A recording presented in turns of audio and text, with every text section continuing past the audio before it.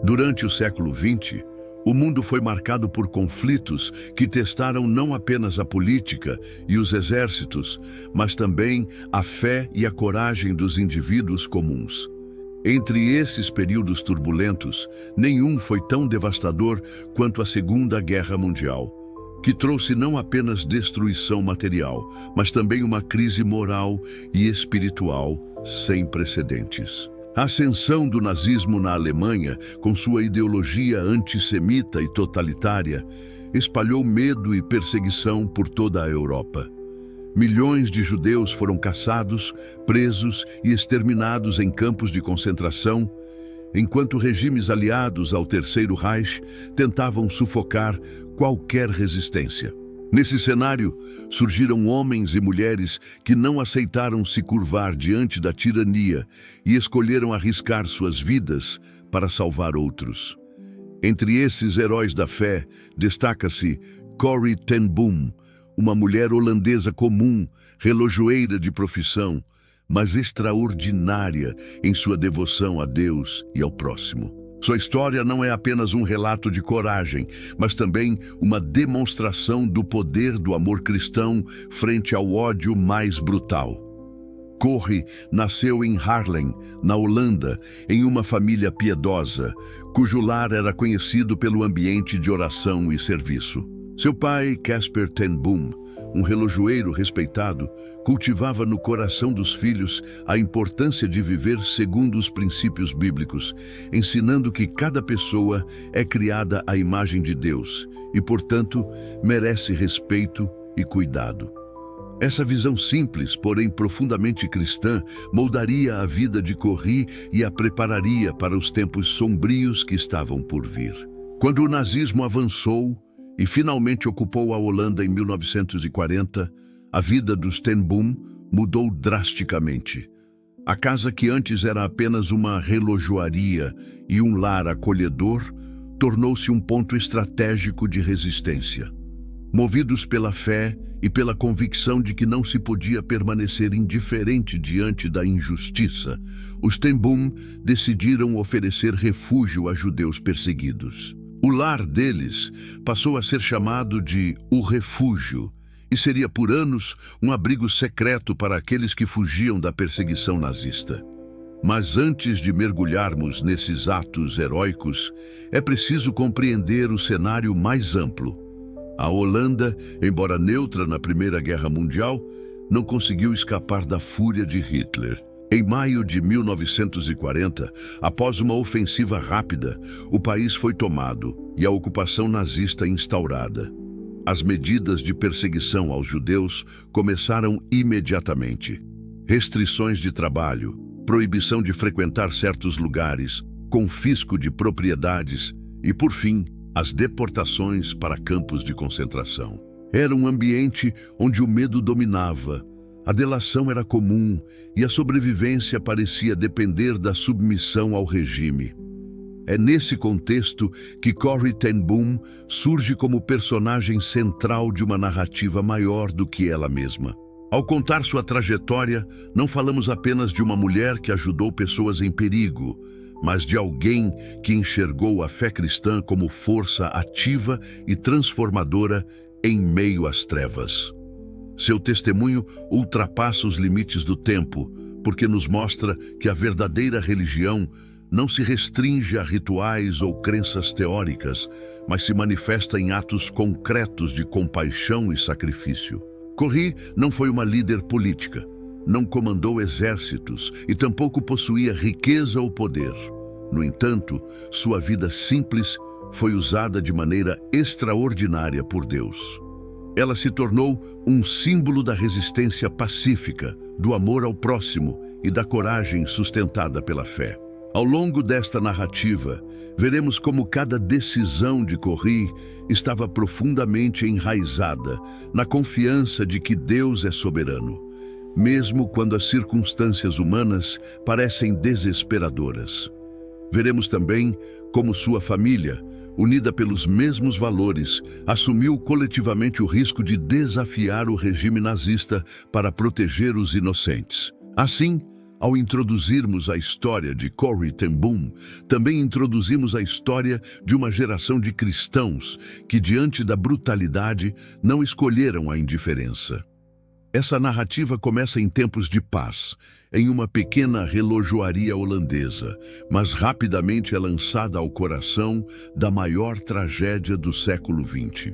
A coragem de Corrie, a firmeza de seu pai Casper e a devoção de sua irmã Betsy não podem ser entendidas isoladamente, mas como fruto de uma vida de fé cultivada desde a infância. É nesse solo fértil de espiritualidade, oração e serviço comunitário que se plantaram as sementes de resistência que floresceriam nos anos mais sombrios. Portanto, o primeiro passo para compreender Corrie ten Boom é situá-la nesse contexto. Uma Europa dilacerada pela guerra, uma Holanda submetida à ocupação, um povo dividido entre a submissão ao medo e a ousadia da resistência. Nesse cenário, Deus escolheu uma mulher aparentemente comum para cumprir um papel extraordinário. E a história dessa mulher nos convida a refletir sobre até onde vai nossa fé, até onde estamos dispostos a amar, até onde aceitamos arriscar por aqueles que sofrem injustamente. Essa é a introdução da jornada de Corrie ten Boom, a mulher que desafiou os nazistas para salvar vidas e cujo exemplo ecoa como um farol de esperança na escuridão da história humana. Corrie ten Boom nasceu em 15 de abril de 1892, na cidade de Haarlem, na Holanda, em uma família simples, mas profundamente marcada pela fé cristã. Ela era a caçula de 4 filhos do casal Casper e Cornélia ten Boom, e desde cedo foi cercada por um ambiente onde o amor a Deus e ao próximo não era apenas ensinado, mas praticado diariamente. O lar dos ten Boom era conhecido não apenas como uma relojoaria, mas como um espaço de acolhimento, oração e hospitalidade. A casa, chamada de Bege pelos moradores locais, ficava sobre a loja de relógios e era constantemente frequentada por vizinhos, amigos e até desconhecidos que buscavam conselhos espirituais ou simplesmente uma refeição quente. O pai de Corrie, Casper, era um homem de princípios firmes, conhecido por sua bondade e honestidade. Ele transmitia a fé de forma natural, contando histórias bíblicas à mesa e orando com os filhos diariamente. Para ele, cada ser humano era uma criação preciosa de Deus, independentemente de sua origem, nacionalidade ou condição social. Essa convicção, plantada no coração das crianças, moldaria de maneira decisiva as escolhas que fariam no futuro. A mãe de Corrie, Cornélia, também desempenhou papel fundamental. Era uma mulher de coração compassivo, sempre envolvida em obras de caridade, visitando doentes, cuidando dos pobres e oferecendo ajuda prática a quem necessitasse. Com ela, Corrie aprendeu desde cedo que a fé não poderia se restringir às palavras, mas deveria ser expressa em ações concretas de amor. Ainda pequena, Corrie observava sua mãe preparar cestas de alimentos para famílias necessitadas e levar consolo a viúvas e enfermos. Esse exemplo silencioso formou em sua mente a convicção de que servir ao próximo é parte inseparável da vida cristã. A infância de Corrie foi marcada por simplicidade, disciplina e calor familiar. Ela cresceu em um lar onde os recursos materiais eram limitados, mas a abundância de amor, oração e música compensava qualquer carência. Era comum a família cantar hinos juntos, e a casa ecoava não apenas o tic-tac dos relógios, mas também canções de fé. Esse ambiente espiritual fez de Corrie uma criança alegre, curiosa e sensível às necessidades dos outros. Durante sua adolescência, Corrie demonstrou interesse em aprender o ofício da família. Aos poucos, foi se aproximando da relojoaria e auxiliando o pai nos trabalhos. Casper, paciente e dedicado, ensinava-lhe não apenas as técnicas de concerto, mas também o valor da precisão e da responsabilidade.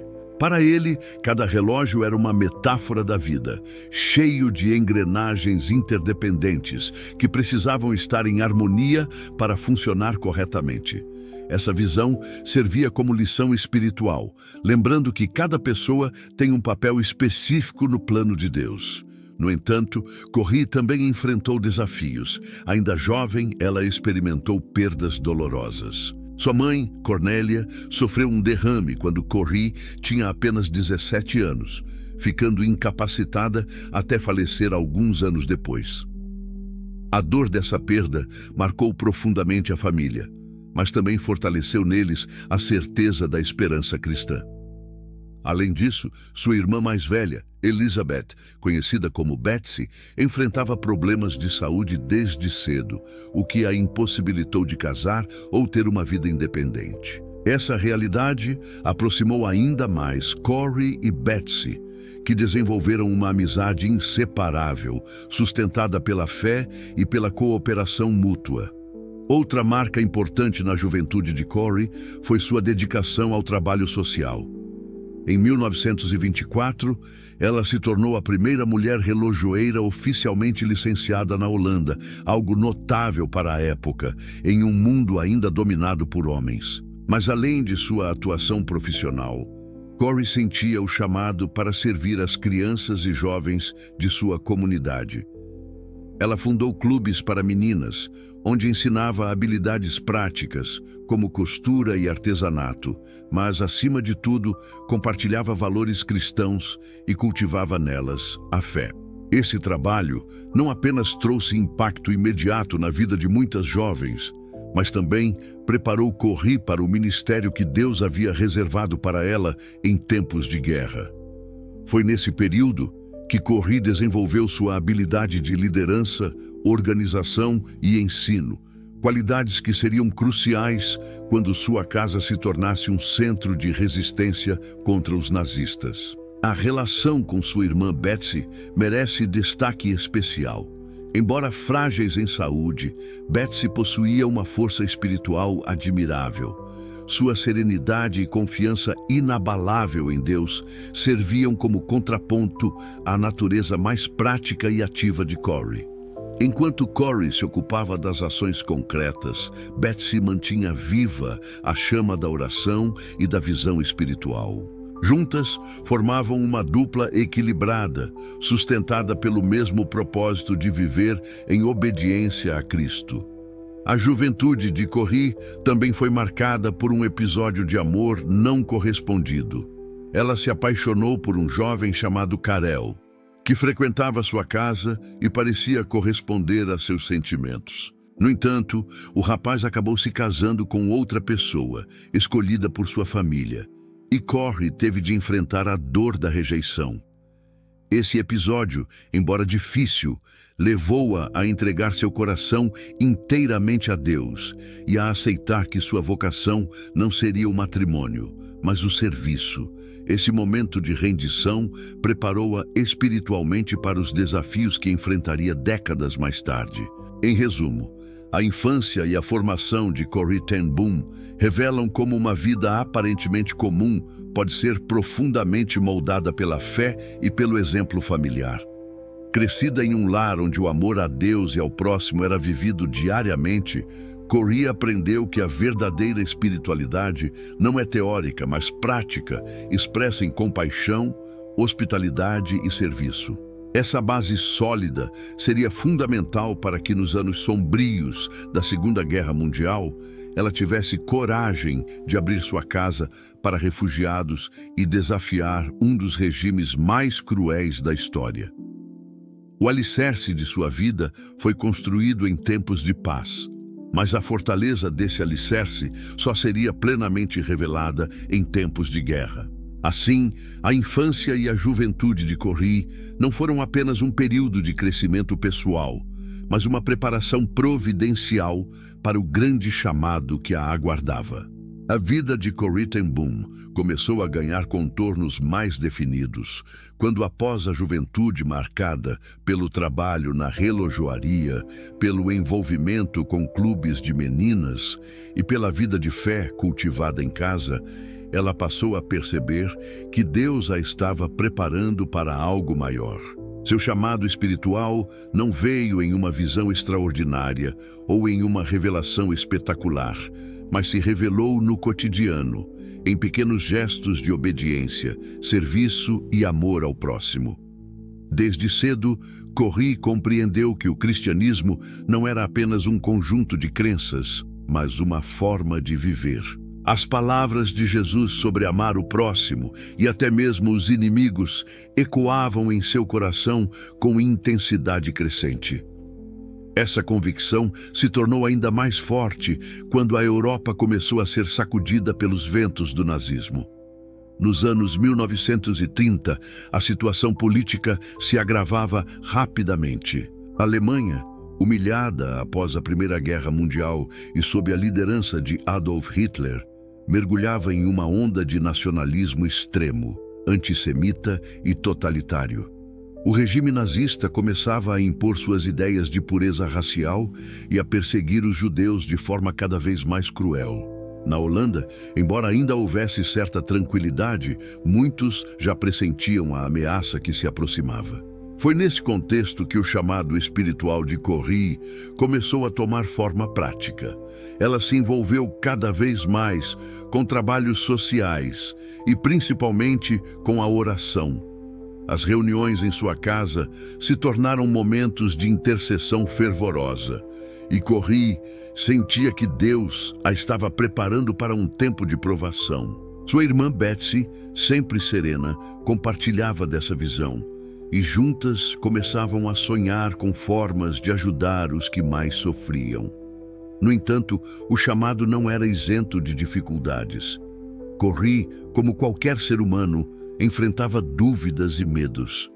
Ela se perguntava se teria forças para enfrentar tempos de perseguição, se teria coragem de arriscar a própria vida por causa de sua fé. Havia também desafios práticos: cuidar da relojoaria, sustentar a família após a morte da mãe e lidar com as responsabilidades que cresciam a cada ano.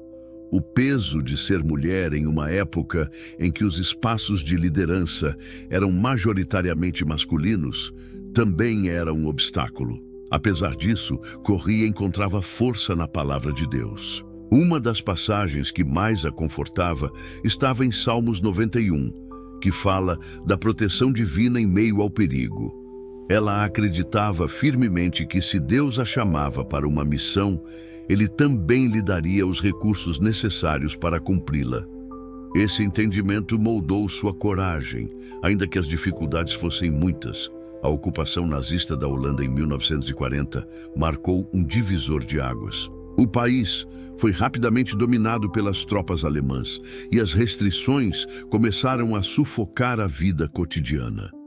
Os judeus passaram a ser obrigados a usar a estrela amarela costurada em suas roupas, sinal visível de discriminação e ameaça. Corrie e sua família, ao presenciarem essas medidas, sentiram que não poderiam ficar em silêncio. O chamado espiritual se tornava agora um chamado para a ação. O Bege, que sempre fora uma casa de oração e acolhimento, começava a se transformar em um refúgio. Mas essa decisão trazia riscos imensos. Abrigar judeus era considerado crime de alta traição, punido com prisão e muitas vezes com a morte. Ainda assim, a convicção da família Ten Boom era clara: obedecer a Deus era mais importante do que obedecer aos homens. O início desse ministério clandestino não foi simples. Corrie teve de aprender rapidamente a lidar com redes de resistência, códigos secretos, esconderijos improvisados e a constante ameaça de traição. O coração dela batia acelerado cada vez que alguém batia à porta, pois não havia como saber se era um vizinho pedindo ajuda ou um agente nazista investigando. As primeiras dificuldades surgiram justamente nesse ambiente de tensão. A casa tornou-se ponto de passagem para refugiados e a responsabilidade de manter tudo em sigilo pesava sobre Corrie. Ela precisava conciliar a relojoaria, o cuidado com os que se escondiam e a organização de uma rede de apoio. Era um fardo enorme, mas ela não estava sozinha. Betsy, sempre firme na oração, oferecia encorajamento constante. O pai, Casper, mesmo já idoso, mantinha a convicção de que proteger os inocentes era um dever inegociável. Ele dizia: "Em minha casa, qualquer que entre precisará ser recebido como se fosse Cristo." Essa frase se tornou lema e sustentação para todos. O chamado espiritual de Corrie, portanto, não se manifestou apenas em momentos de devoção, mas em escolhas concretas que colocavam sua vida em risco. As primeiras dificuldades a ensinaram a depender ainda mais da graça divina. Em várias ocasiões, quando parecia impossível esconder alguém ou conseguir alimento para tantos refugiados, uma providência inesperada surgia, fortalecendo sua fé. Ela aprendeu que o chamado de Deus não elimina os obstáculos, mas nos capacita a atravessá-los com confiança. À medida que a rede de resistência se ampliava, as tensões aumentavam. Corrie sentia o peso da responsabilidade e, ao mesmo tempo, percebia a mão de Deus em cada detalhe. As primeiras dificuldades, que iam desde a escassez de recursos até a constante vigilância nazista, foram moldando seu caráter e fortalecendo sua fé. Cada risco corrido era uma oportunidade de experimentar a fidelidade divina de forma concreta. Essa fase de preparação, marcada pelo chamado espiritual e pelos desafios iniciais, foi essencial para que Corrie pudesse suportar os horrores que viriam. O que começou como pequenas decisões de obediência e coragem, logo se transformaria em uma das maiores histórias de resistência espiritual do século XX. Corrie ten Boom se confunde com os anos mais obscuros da história de seu país. A ocupação nazista da Holanda não apenas transformou a vida cotidiana, mas exigiu dos cristãos uma resposta concreta diante da injustiça. Para Corrie, Betsy e seu pai Casper, a fé nunca foi uma questão de teoria ou discurso, mas de prática. Por isso, quando começaram a surgir vizinhos e amigos judeus pedindo ajuda, a família compreendeu que estava diante de um chamado direto de Deus. O lar, que já era conhecido por sua hospitalidade, se tornaria agora um ponto de resistência. O bege foi adaptado pouco a pouco. No quarto de Corrie, um grupo de engenheiros ligados à resistência construiu um espaço secreto atrás de uma parede falsa, suficientemente grande para esconder até 6 pessoas de uma só vez.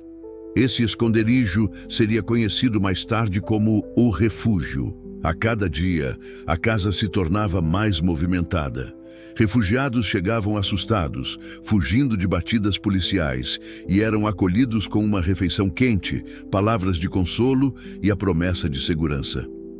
Corrie, com sua habilidade organizacional desenvolvida nos clubes de meninas, assumiu a liderança natural dessa operação clandestina. Criou sistemas de alerta, combinou sinais com os vizinhos e desenvolveu rotinas que ajudavam a manter a casa sob constante vigilância. Quando alguém chegava inesperadamente, havia uma campainha de alarme que dava aos escondidos alguns segundos preciosos para se refugiar atrás da parede secreta.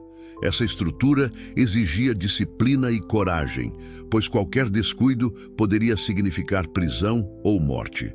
O início desse ministério foi marcado por pequenos milagres e também por grandes tensões. Havia sempre a necessidade de alimento extra, roupas, documentos falsos e contatos seguros. Muitas vezes, quando parecia impossível suprir tantas demandas, alguém aparecia providencialmente com exatamente aquilo que era necessário. Corrie interpretava esses acontecimentos como respostas diretas às orações. Oração, aliás, se tornava cada vez mais o combustível da resistência. Betsy, mesmo com sua saúde frágil, dedicava horas em intercessão, pedindo a Deus não apenas proteção para os que estavam escondidos, mas também misericórdia para os perseguidores. Ela acreditava firmemente que o amor de Cristo era maior do que o ódio dos nazistas e que, de alguma forma misteriosa, Deus poderia transformar até mesmo os corações mais endurecidos. Enquanto Betsy sustentava espiritualmente a obra, Corrie se concentrava nas estratégias práticas. Entrou em contato com a rede de resistência holandesa, conhecida como Underground, e passou a atuar como elo entre grupos que precisavam transportar refugiados e lares que os acolheriam. Essa atuação incluía riscos constantes, como viajar de trem com documentos falsificados, transportar alimentos escondidos e até organizar rotas de fuga. Cada viagem era um teste de fé e coragem, pois um simples olhar suspeito de um guarda nazista poderia resultar em prisão imediata. O pai de Corrie, Casper, mesmo já com mais de 80 anos, apoiava a missão com serenidade impressionante. Em uma ocasião, quando um oficial nazista visitou a relojoaria e perguntou sobre a presença de judeus, Casper respondeu com firmeza: "Se vierem até mim, serão bem-vindos. Considero um privilégio abrigar o povo escolhido de Deus." Essa declaração, embora perigosa, refletia a convicção da família. Era melhor arriscar a vida do que trair a consciência diante do Senhor. Os primeiros anos desse ministério foram uma mistura de medo constante e profunda experiência da presença de Deus. Corrie costumava dizer que cada batida na porta, cada campainha tocada e cada visita inesperada eram oportunidades para confiar novamente na providência divina. Muitas noites eram passadas em vigília, aguardando o retorno de mensageiros ou esperando em silêncio enquanto os soldados revistavam casas vizinhas. O bege se tornou mais do que uma relojoaria. Tornou-se um santuário onde vidas eram salvas, lágrimas eram enxugadas e corações aprendiam a descansar na soberania de Deus, mesmo em meio ao terror. Contudo, o início desse ministério também trouxe dores. Corrie testemunhou de perto a angústia de famílias separadas, crianças chorando por seus pais e idosos sendo carregados às pressas para não serem descobertos. Cada história que entrava em sua casa era um retrato vivo da crueldade da guerra. E suportar emocionalmente esse peso exigia dela uma fé cada vez mais profunda. Em alguns momentos, Corrie se sentia exausta e tentada a desistir. O medo de ser capturada ou de colocar sua família em risco era real e constante. Mas em cada instante de fraqueza, ela se lembrava das palavras que ouvira de seu pai. Quando Deus nos pede algo, Ele também nos dá a força necessária para cumprir. Essa verdade sustentava sua determinação. Assim, o início do ministério de Corrie ten Boom pode ser descrito como um tempo de aprendizado, de risco e de fé viva. Aprendizado, porque ela precisou adquirir rapidamente habilidades de liderança, organização e discrição. Risco, porque cada dia podia ser o último em liberdade. E fé viva, porque a cada dificuldade Deus se mostrava presente, renovando as forças de sua serva. Esse período foi apenas o começo de uma obra que se ampliaria de forma surpreendente, levando a família ten Boom a ser reconhecida não apenas como parte da resistência holandesa, mas como testemunhas vivas do Evangelho em ação. O que parecia ser apenas uma pequena relojoaria em Haarlem se transformara em um farol de esperança em meio à escuridão do nazismo. À medida que os anos da ocupação nazista avançavam, a pequena operação iniciada no lar da família ten Boom começou a se expandir de maneira surpreendente. O que começou com algumas pessoas escondidas em quartos e corredores passou a se tornar uma rede mais estruturada, envolvendo não apenas a casa da relojoaria em Haarlem, mas também outros pontos de apoio espalhados por diversas cidades holandesas. Corrie, com seu talento natural para a organização, tornou-se peça fundamental dessa expansão. Ela coordenava contatos, cuidava da distribuição de refugiados entre casas seguras e criava sistemas para proteger a identidade dos envolvidos. Em pouco tempo, o Bege deixou de ser apenas um abrigo e passou a ser o centro nervoso de uma verdadeira rede de resistência cristã. Famílias inteiras eram salvas graças à ousadia daquelas operações. Corrie se viu cada vez mais envolvida em viagens clandestinas. Usando documentos falsos, transportava mensagens, alimentos, medicamentos e até mesmo pessoas em necessidade de fuga. Os trens da época estavam sob rígida vigilância e cada trajeto era uma prova de fé. Ela lembrava constantemente das palavras de seu pai, que a ensinara ainda criança que Deus nunca dá um fardo maior do que o que podemos carregar. Assim, cada jornada era marcada por oração silenciosa e confiança de que os anjos do Senhor a acompanhavam. Com o tempo, a rede de contatos se fortaleceu e o refúgio da família Ten Boom passou a ser conhecido entre os perseguidos como um lugar de esperança. Judeus, membros da resistência e até soldados desertores encontravam segurança dentro daquelas paredes. Corrie não fazia distinção, pois para ela cada vida era preciosa diante de Deus. Esse período de expansão também trouxe desafios logísticos cada vez maiores. O fornecimento de alimentos, já escasso devido às restrições impostas pelos nazistas, se tornava ainda mais difícil quando era preciso alimentar tantas bocas extras. No entanto, milagres começaram a acontecer de maneira tão frequente que Corrie e Betsy passaram a esperar pelo sobrenatural como parte do cotidiano. Uma das histórias mais marcantes desse tempo foi a da garrafa de óleo e do saco de pão, que pareciam não acabar. Em várias ocasiões, quando tudo indicava que não haveria alimento suficiente para os refugiados, de alguma forma misteriosa, a provisão se multiplicava, lembrando as narrativas bíblicas de Elias e a viúva de Sarepta. Para Betsy, esses episódios eram sinais claros de que Deus estava confirmando a missão da família. À medida que o refúgio se expandia, a pressão dos nazistas também aumentava. Espiões estavam por toda parte, e qualquer desatenção podia ser fatal.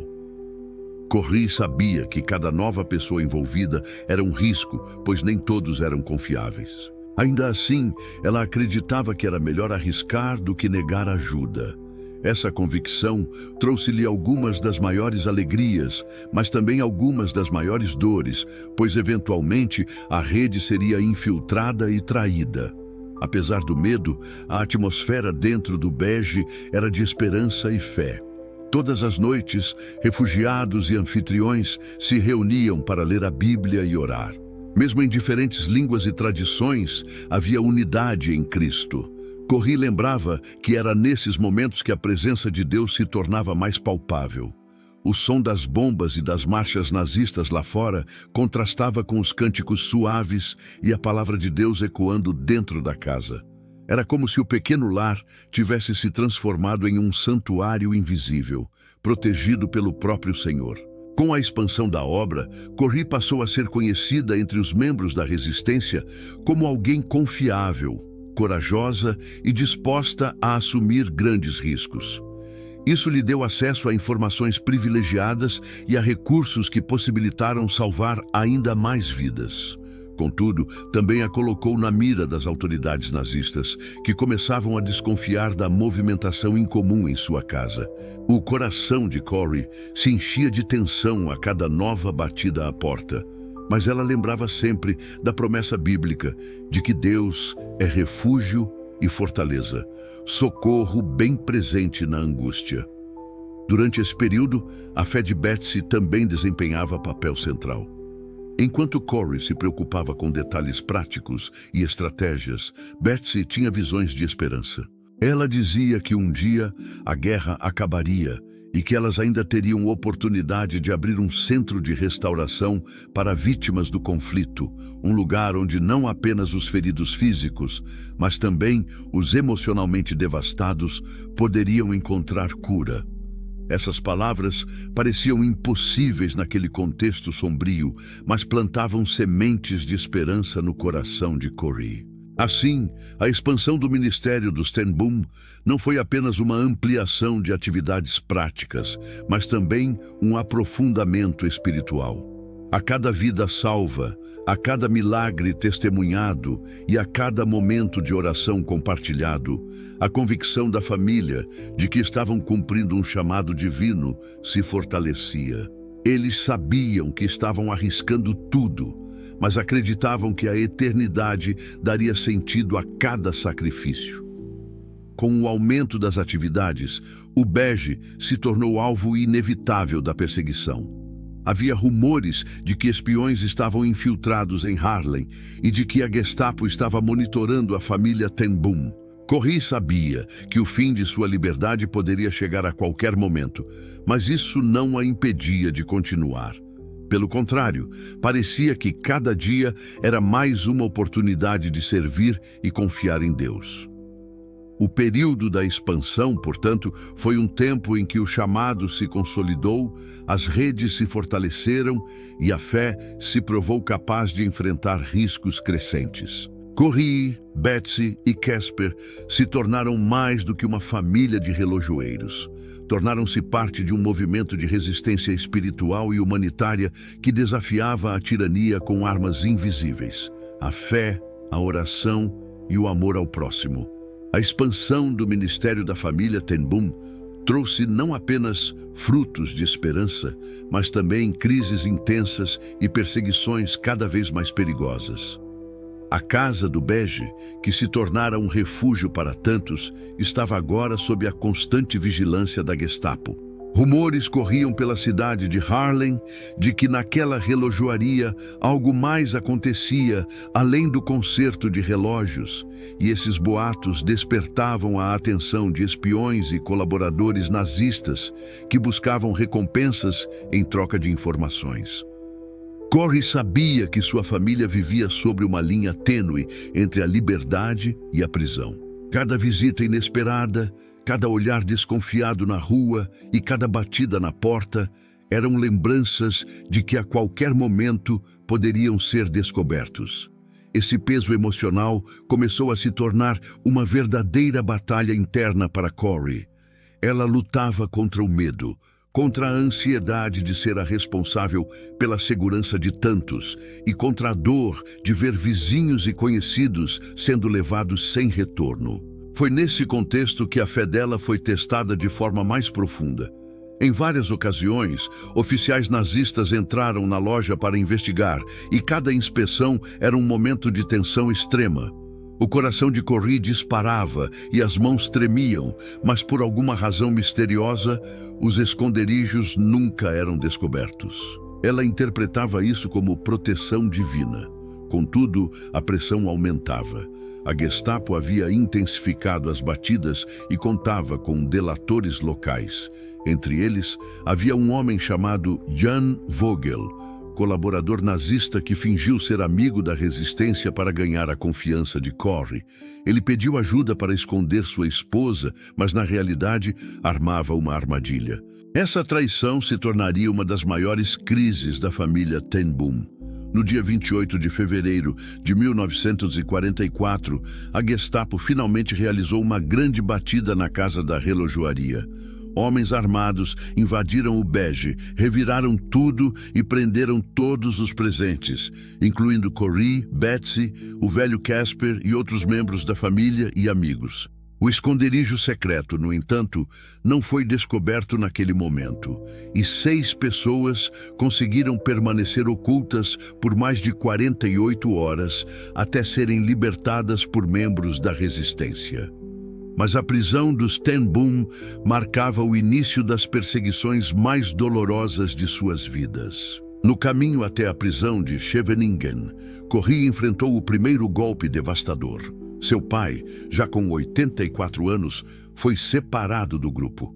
Interrogado, foi-lhe oferecida a chance de ser libertado se prometesse não abrigar mais judeus. A resposta de Casper foi firme e inabalável. Se me soltarem hoje, amanhã mesmo abrirei minha porta para qualquer judeu que precise de ajuda, pois é meu dever diante de Deus. Essa coragem custou-lhe a vida.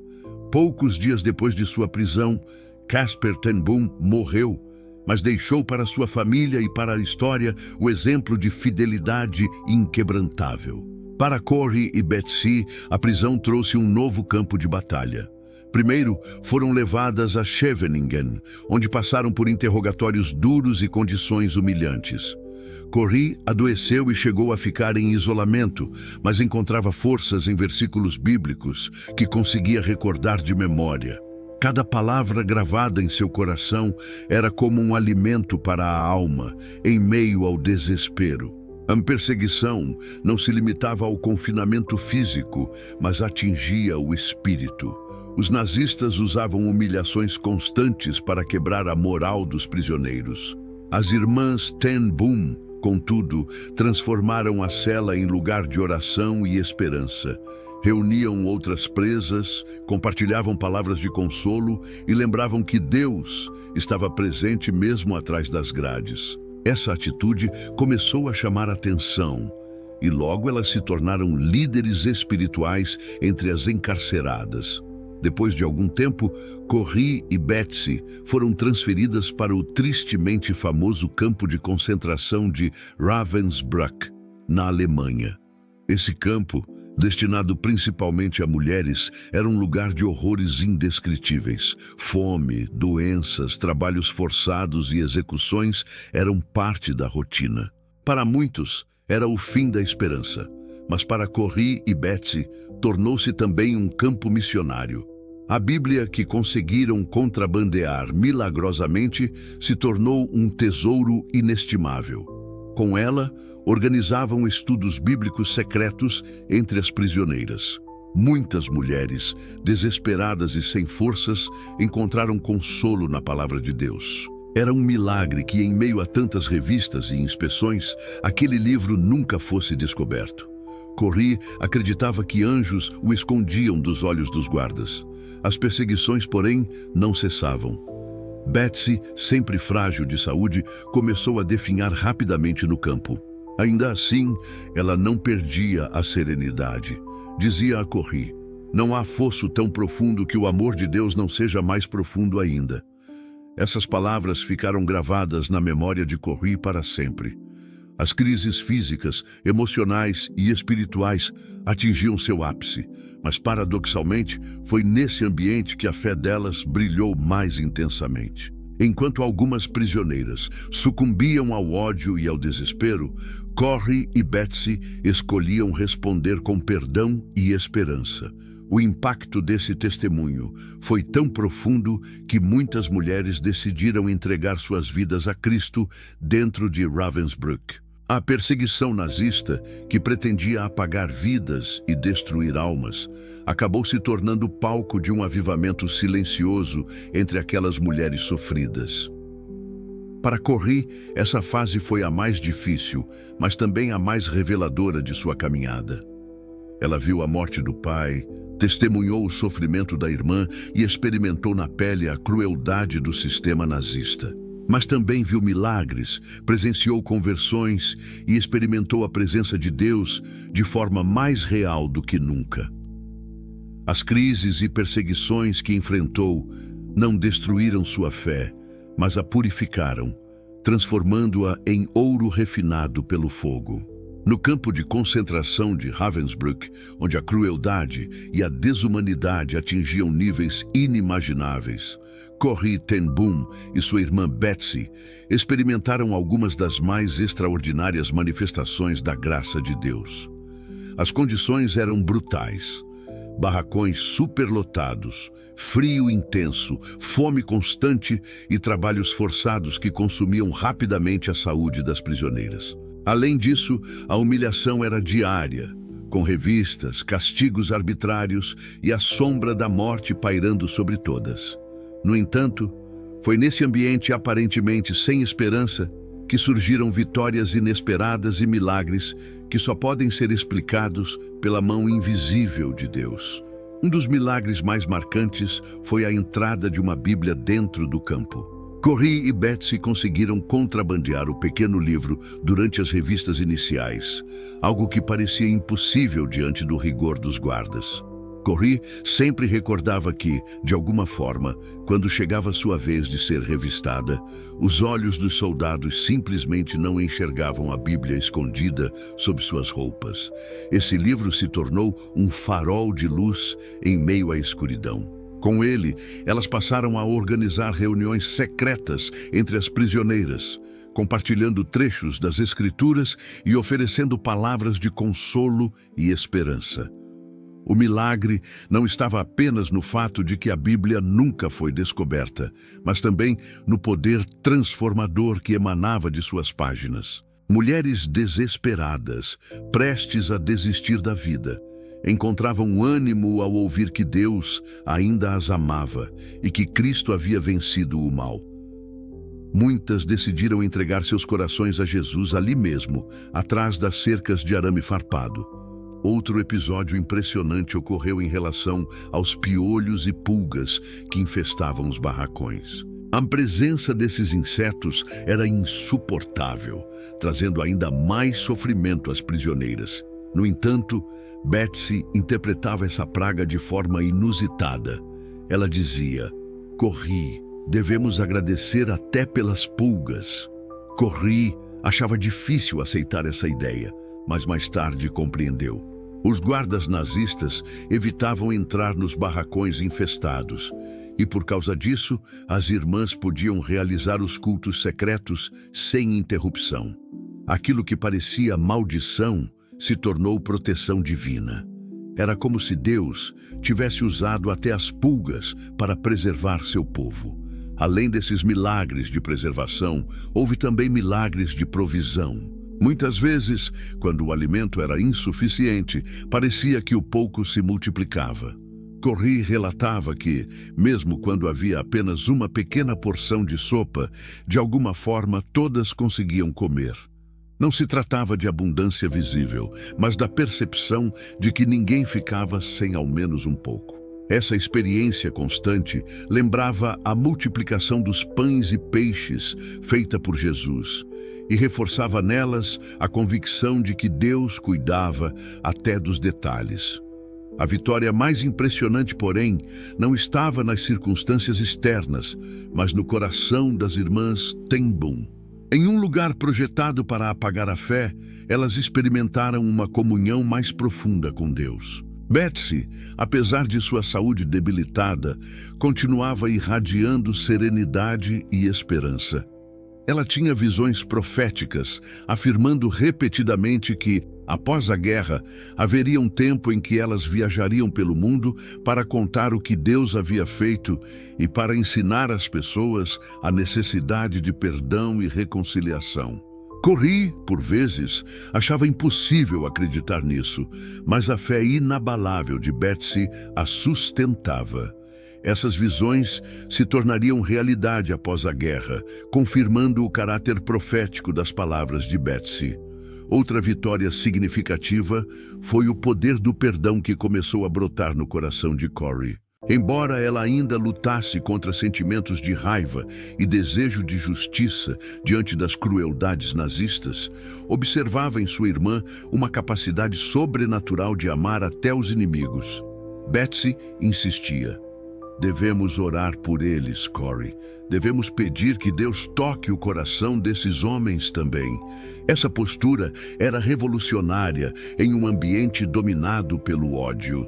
Aos poucos, Corrie começou a entender que a maior vitória não era apenas sobreviver, mas manter o coração livre do veneno da amargura. Mesmo em meio a tantas perdas, inclusive o agravamento da saúde de Betsy, elas escolheram confiar em Deus. Betsy, cada vez mais fraca, continuava a repetir que não havia sofrimento tão profundo que o amor de Deus não fosse mais profundo ainda. Essa frase, dita entre as paredes geladas de Ravensbrück, se tornaria uma das declarações mais famosas associadas ao legado da família Ten Boom. E, de fato, foi em meio à dor extrema que Corrie experimentou vitórias espirituais que a moldariam para toda a sua vida. Houve também milagres de livramento específicos. Em certa ocasião, Corrie foi chamada para inspeção junto com outras mulheres. Ela carregava consigo o medo constante de que a Bíblia fosse descoberta. No entanto, inexplicavelmente, as guardas se distraíram e deixaram de fazer a revista completa. Corrie saiu ilesa, com a palavra de Deus ainda em suas mãos. Esse tipo de episódio ocorria repetidas vezes, reforçando sua certeza de que o Senhor a sustentava de maneira sobrenatural.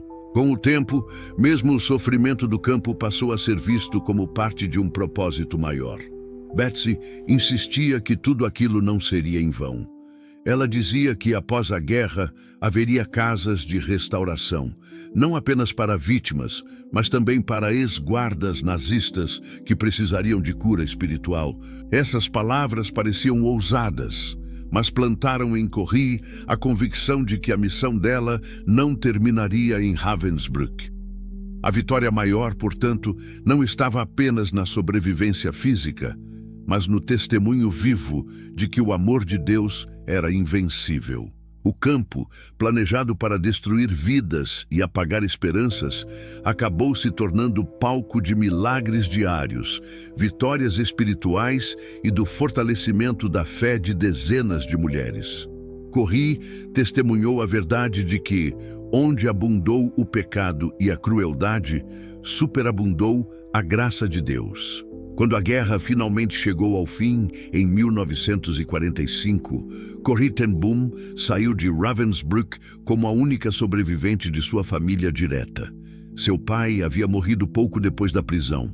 Sua irmã, Nolly, falecera anos antes, e Betsy partira no próprio campo de concentração, deixando para Corrie não apenas a dor da perda, mas também uma missão clara. Betsy repetira em seus últimos dias que elas deveriam, após a guerra, dedicar-se a abrir casas de restauração onde vítimas de perseguição e guerra pudessem encontrar cura, não apenas física, mas também emocional e espiritual. Essa visão não se perdeu com a morte da irmã. Pelo contrário, tornou-se combustível para o restante da vida de Corrie. De volta à Holanda, ainda debilitada física e emocionalmente, Corrie começou a cumprir o legado de Betsy. Com apoio de cristãos locais, ela abriu um centro de recuperação em Bloemendaal, em uma antiga casa usada durante a guerra, agora transformada em um espaço de acolhimento. Ali, sobreviventes de campos de concentração recebiam alimentação, cuidados médicos, abrigo e, sobretudo, amor e escuta. Corrie acreditava que a verdadeira cura só seria completa com o perdão, e por isso encorajava os sobreviventes a não apenas enfrentar seus traumas, mas também a liberar perdão aos seus algozes, algo que parecia impossível para muitos. No entanto, Corrie nunca pregava de forma impositiva. Ela oferecia seu próprio testemunho, mostrando como a graça de Deus havia sustentado seu coração em meio ao sofrimento. Esse centro logo se tornou um símbolo de esperança na Europa devastada. Não se limitava a atender judeus sobreviventes, mas também holandeses que haviam colaborado com os nazistas e que, após a guerra, eram rejeitados pela sociedade. Corrie compreendia que o evangelho era inclusivo e que a reconciliação precisava alcançar até mesmo os que haviam sido inimigos. Essa postura de amor radical escandalizava alguns, mas refletia exatamente a visão profética de Betsy. Não há sofrimento tão profundo que o amor de Deus não seja mais profundo ainda. Além desse trabalho de restauração, Corrie começou a viajar pelo mundo para compartilhar sua história.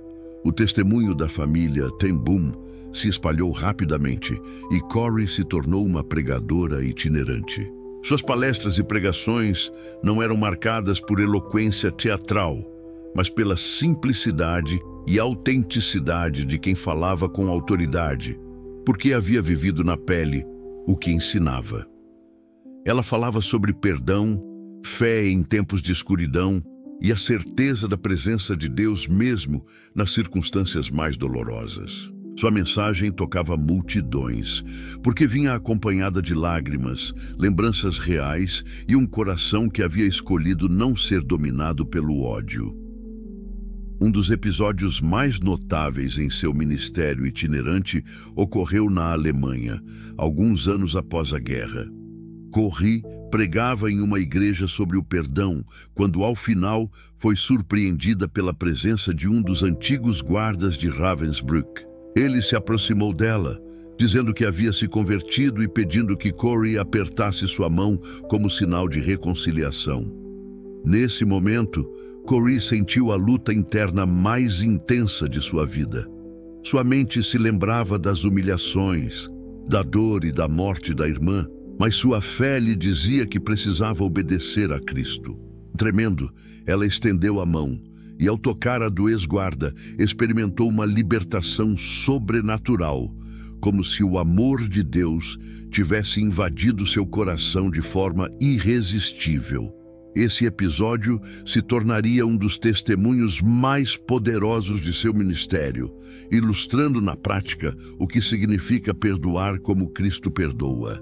Com o passar dos anos, Corrie escreveu vários livros, sendo o mais famoso O Refúgio Secreto, The Hiding Place, publicado em 1971, no qual narrou em detalhes a história de sua família durante a guerra e os milagres testemunhados no campo de concentração. O livro se tornou um best-seller internacional e foi adaptado para filme em 1975, ampliando ainda mais o alcance de sua mensagem.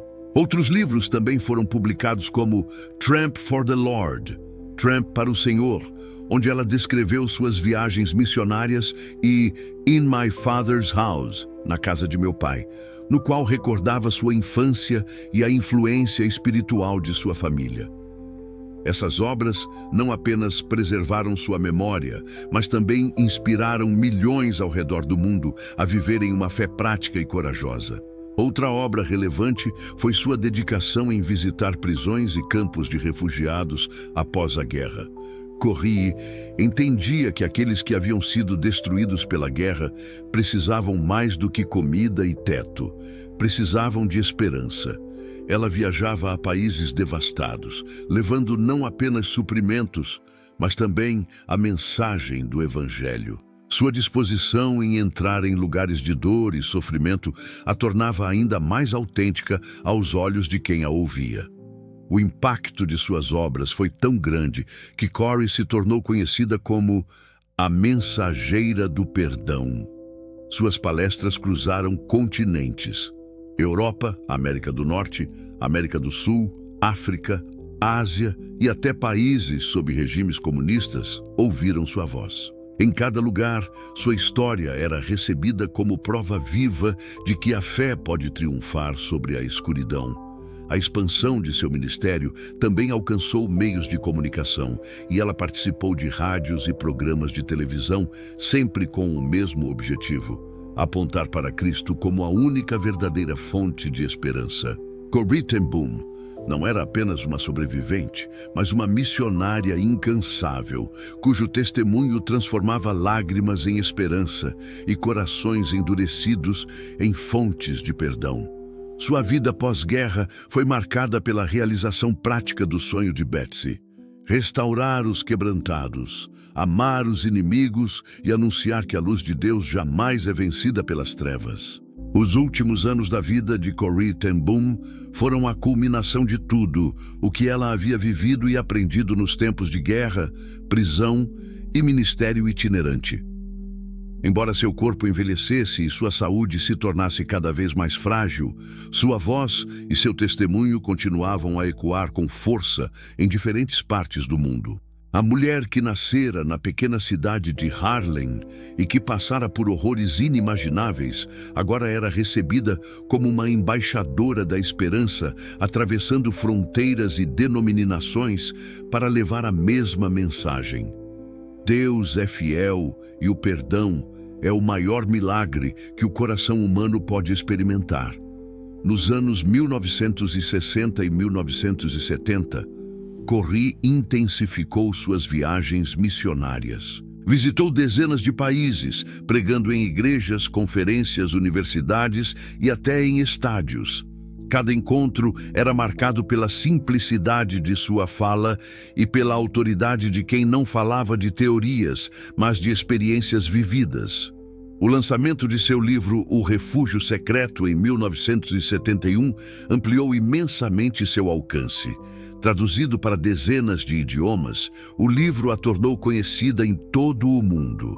Em 1975, a adaptação cinematográfica levou sua história para ainda mais pessoas, consolidando seu testemunho como patrimônio espiritual da humanidade. O sucesso, no entanto, nunca lhe subiu à cabeça. Corrie mantinha a mesma humildade que aprendera em sua infância na casa de Harlem, lembrando sempre que não era ela a heroína da história, mas Cristo que havia operado através de sua fraqueza. Uma das marcas mais fortes de seus últimos anos foi sua dedicação ao tema do perdão. Em suas palestras, Corrie insistia que o ódio é um veneno que destrói primeiro aquele que o carrega, enquanto o perdão liberta e traz cura. Ela contava repetidamente o episódio em que perdoou o ex-guarda de Ravensbrück, usando-o como ilustração viva de que não existe barreira intransponível para a graça de Deus. Em muitas ocasiões, ao final de suas mensagens, pessoas se aproximavam chorando, reconciliando-se com familiares, amigos ou até inimigos, inspiradas pelo testemunho de Corrie. Essa ênfase no perdão se tornou um dos maiores legados de sua vida. Nos anos 1970, Corrie mudou-se para os Estados Unidos, estabelecendo-se primeiro na Califórnia. De lá, continuou a escrever, a pregar e a viajar. Sua figura frágil, de cabelos grisalhos e olhar sereno, se tornara um ícone de fé inabalável. Ela era convidada para programas de televisão e rádio, e seu nome era associado não à dor que sofrera, mas à esperança que transmitia. Apesar da fama, Corrie mantinha uma vida simples e de oração, fiel à mesma devoção que aprendera ainda menina, quando seu pai lia a Bíblia à mesa. Em velhice trouxe também limitações. Em 1978, Corrie sofreu um derrame que comprometeu parcialmente sua fala e mobilidade. Ainda assim, continuou a receber visitantes e a transmitir mensagens curtas, quase sempre centradas no mesmo tema: Jesus é suficiente. Com o passar dos anos, sua saúde piorou e novos derrames a deixaram cada vez mais debilitada. Em seus últimos anos, Corrie já não podia falar ou escrever como antes, mas sua vida continuava a ser um testemunho silencioso de perseverança e entrega. Amigos e cuidadores relatavam que, mesmo sem palavras, seu semblante transmitia paz e fé. Era como se sua própria presença fosse uma pregação viva. Corrie faleceu em 15 de abril de 1983, no dia em que completava 91 anos de idade. Para muitos, isso foi um sinal especial, pois, segundo a tradição judaica, morrer no dia do próprio aniversário é considerado um sinal de vida plena, como se a missão tivesse sido cumprida exatamente no tempo determinado por Deus. Sua morte foi noticiada em diversos países e seu legado foi celebrado por cristãos de diferentes denominações. A casa da família Ten Boom, em Harlem, foi transformada em museu, preservando o esconderijo secreto e contando a história de coragem e fé para milhares de visitantes todos os anos. O local se tornou não apenas um ponto turístico, mas um memorial vivo contra a intolerância e a favor da compaixão. Os livros de Corrie continuam a ser publicados e lidos em diferentes idiomas, inspirando novas gerações. O Refúgio Secreto permanece como obra obrigatória para quem deseja compreender o poder da fé em meio à perseguição. O filme baseado em sua vida ainda é exibido em comunidades e igrejas, servindo de testemunho para que o mundo não esqueça. Além das obras escritas, o legado de Corrie se perpetua em organizações e ministérios que surgiram inspirados em sua história. Centros de recuperação, projetos de ajuda a refugiados e trabalhos de reconciliação entre povos em conflito encontraram em Corrie ten Boom um modelo de como a fé pode ser traduzida em ação prática. Sua vida mostrou que não é necessário ocupar cargos políticos ou possuir grande riqueza para mudar o mundo. Basta obedecer a Deus com fidelidade e coragem. O legado de Corrie ten Boom não é apenas histórico, mas profundamente espiritual. Ela nos ensina que a fé não é removida pelo sofrimento, mas purificada por ele. Que o perdão não é uma emoção passageira, mas uma decisão que liberta. E que o amor de Deus é mais profundo do que qualquer fosso de ódio humano. Nos últimos anos de sua vida, Corrie costumava repetir uma frase que sintetizava sua visão de mundo. Nunca tenha medo de confiar um futuro desconhecido a um Deus conhecido. Essa frase se tornou símbolo de sua jornada, um convite para que todos depositem sua confiança no Senhor, mesmo quando a vida parece imprevisível. Assim, os últimos anos de Corrie foram a expressão final de uma existência inteira dedicada a servir, amar e perdoar. Seu legado permanece como luz que atravessa gerações, desafiando-nos a viver com a mesma coragem e fé que transformaram sua história em um dos maiores testemunhos cristãos do século XX. A vida de Corrie ten Boom é um daqueles testemunhos que ultrapassam as fronteiras da religião, da geografia e até mesmo do tempo histórico em que aconteceram. Sua história permanece viva porque não fala apenas de um episódio da Segunda Guerra Mundial, mas de valores universais que tocam o coração humano em qualquer época: fé, coragem, perdão e amor ao próximo.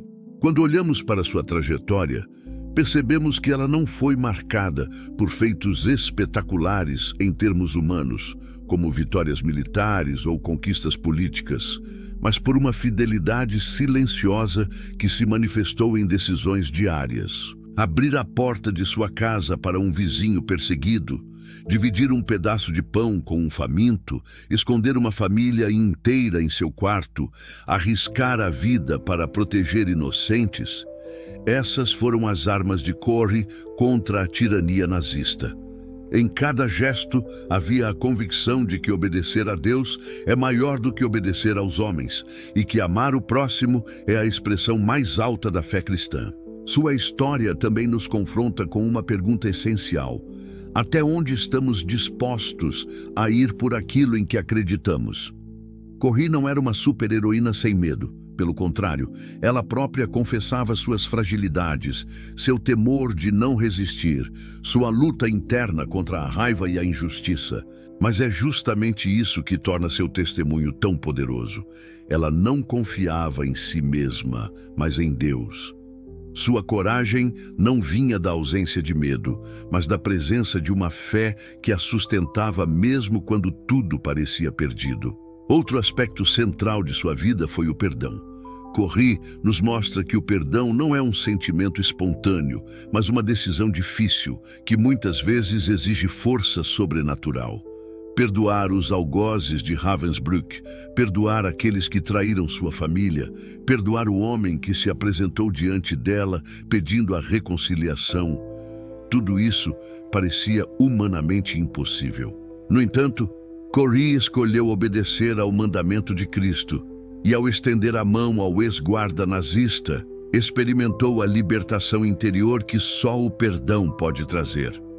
Essa lição ecoa como uma das mais urgentes para o nosso tempo, em que sociedades e famílias são marcadas por divisões, ressentimentos e ódios enraizados. O perdão de Corrie nos lembra que a reconciliação é possível e que ela não depende da grandeza humana, mas da graça divina.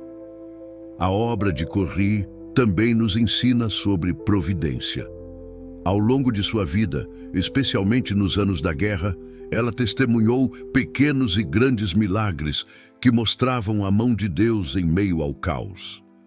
O pão que não acabava a Bíblia, que nunca era descoberta nas inspeções, Os cultos realizados em barracões infestados de pulgas sem a intervenção dos guardas. Tudo isso revelava que, mesmo nas circunstâncias mais sombrias, Deus continuava presente e agindo.